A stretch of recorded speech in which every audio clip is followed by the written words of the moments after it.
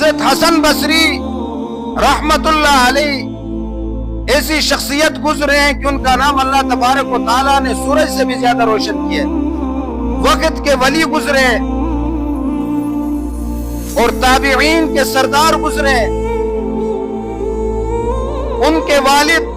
غلام تھے اور ان کی والدہ لونڈی تھی،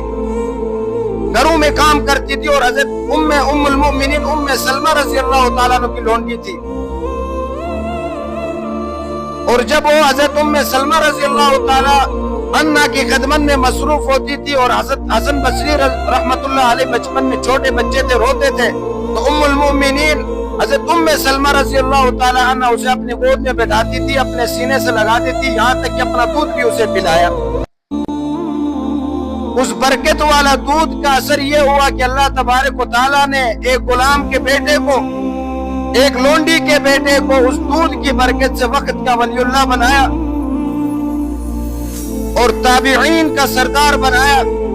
اور اللہ تبارک و تعالیٰ نے ان کے زبان سے بعض ایسے الفاظ جاری فرما دیے کہ جو الفاظ انبیاء علیہ السلام کی زبان سے اللہ تبارک و تعالیٰ نے جاری فرمائے تھے۔